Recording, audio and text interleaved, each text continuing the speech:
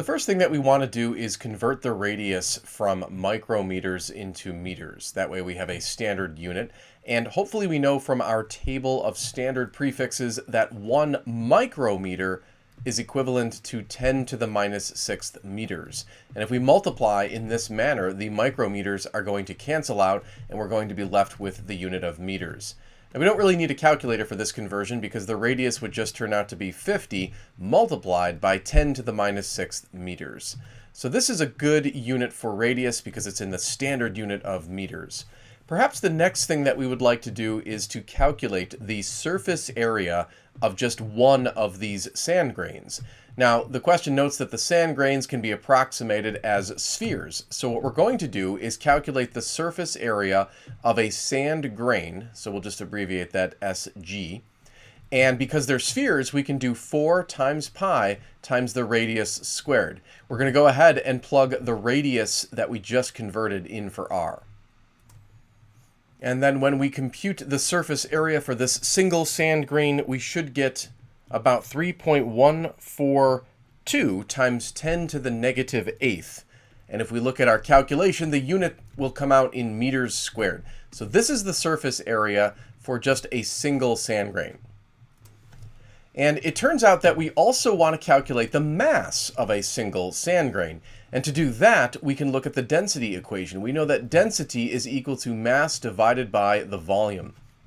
And if we wanted to solve this for the mass, we would have to multiply both sides of this by the volume V. That way it cancels out on the right-hand side. So we can now see, if we invert the equation, that the mass is equal to the density multiplied by the volume. Now, again, this sand grain is a sphere. And so what we're going to do for the volume is we're going to substitute in the equation for the volume of a sphere. And that happens to be 4/3 times pi times the radius of the sphere cubed. Now, the density was given above in the question, and we have the radius. So let's go ahead and plug in those values. And so we've plugged the data in, and the mass of this single sand grain is going to turn out to be about 1.361 times 10 to the minus 9. And then if you look at the units here, we have meters cubed in the denominator, and then this is meters cubed in the numerator. Those are going to cancel out, and that leaves us with just kilograms for our mass, which makes sense because that's the standard unit of mass.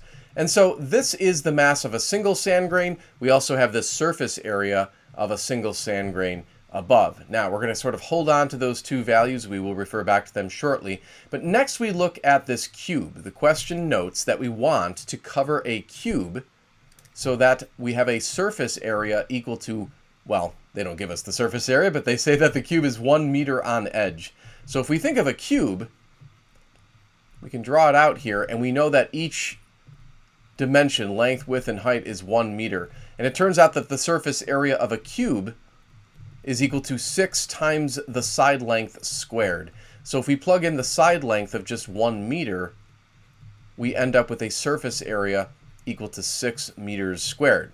Now, we want to cover this cube in sand grains. You can imagine going over to the cube and just sort of pasting a bunch of sand grains on so that the surface area would equal 6 meters squared. Now, we can do sort of a conversion here because we know that we have 6 meters squared of surface area, but we also know that one sand grain had a surface area of 3.142 times 10 to the negative 8th meters squared. Now look at how we're lining up the units here. The meters squared are going to cancel out, and that would give us sand grains. Now the question didn't want how many sand grains, it wanted the mass of sand grains. So we can actually set up another conversion factor, because remember, one sand grain from earlier had a mass of approximately 1.361 times 10 to the minus 9 kilograms. And when we set up the conversion factor in that manner, this time the sand grains would cancel out, and look what we're left with. Dimensionally, we are left with kilograms. That would be the mass of sand that would be needed to cover that cube. So let's pick up our calculators and process this. And when we do so, we get exactly 0.26 kilograms. This would be the mass of sand needed to cover the entire surface area of that cube.